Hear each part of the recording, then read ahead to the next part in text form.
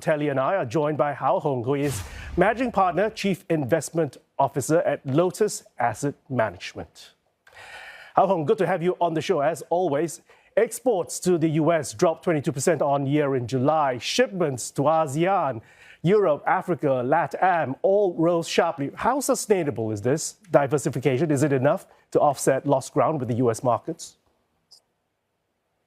Yeah, well, I think the trade numbers are beating expectation, and people are generally surprised, because most of us are expecting a deceleration in terms of export growth, or some even expecting a decline. But I think it's because of the 90-day extension of the trade tariff negotiation, and therefore, I think the foreign demand continue to stock up in anticipation of, just in case a substantially higher tariff imposed on Chinese goods. And also geographically, the US is no longer the biggest trading partner for China. It's now ranked number 3 in terms of value of trade. And also you're seeing European unions and also the Asian countries getting more Chinese imports these days.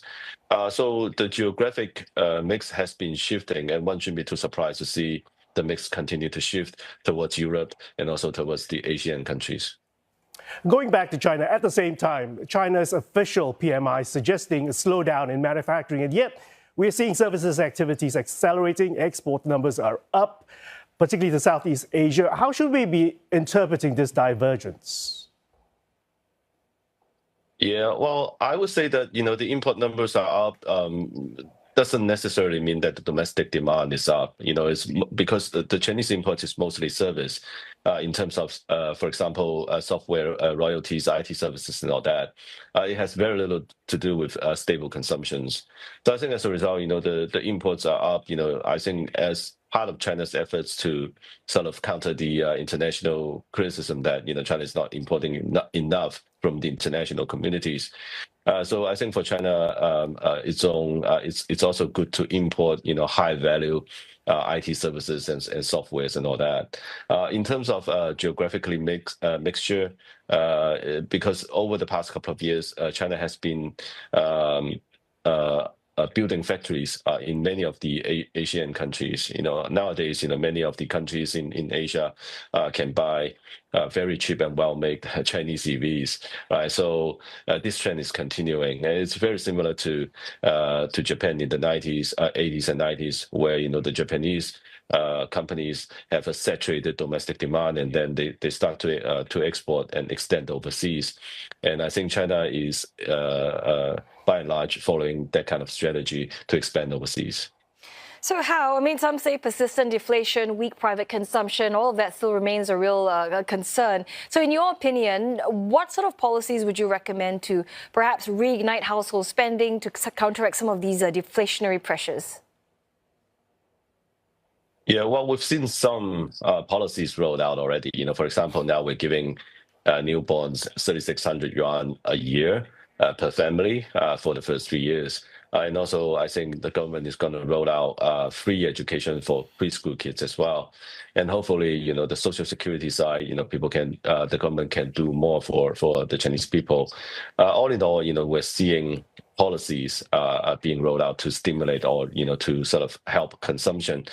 But having said that, these policies are kind of long-term, and also they are small in terms of scale. For example, the newborn subsidies amounts to probably 200 billion yuan per year, which is not a very large number. And also, the 3,600 is kind of small for especially people in the tier 1 cities.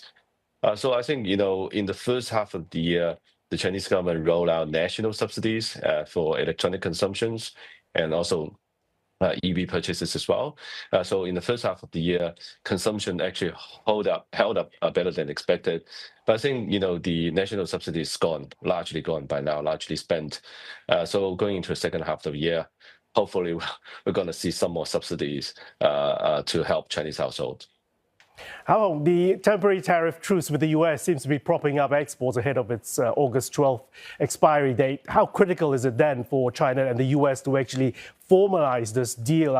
What are the economic risks if it lapses? Yeah, I think, the date is drawing near. I think so far we've seen basically some sort of framework being agreed upon, but then there was no final agreement. I think the talks are still ongoing, and also I think China is trying to control the pace of the negotiation by using the trump card of the monopoly on rare earth supply. So I think as a result, even though 12th of August is drawing near, and also it is possible, it's still possible to reach some sort of final agreement. But on the surface of it, now it's only like probably less than 2 weeks left. One has to sort of be quite careful of this date in terms of when you trade the market.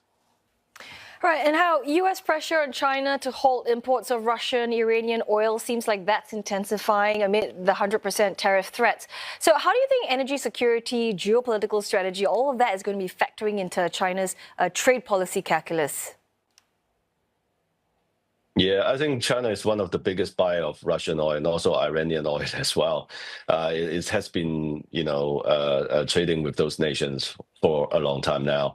I think, in terms of national energy sufficiency, you're seeing, this year China is actually installing more power generation from the new energy sector, for example, solar energy and also hydro electric power as well.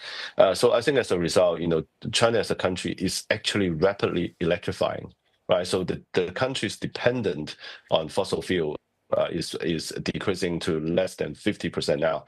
So we're generating more power from new energy sectors, from renewable energy sectors.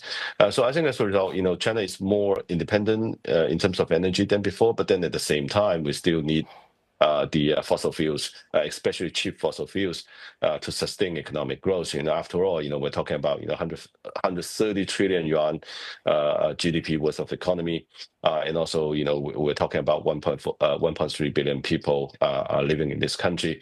So the energy demand is just substantial. But then these days you're seeing the electrifying pace.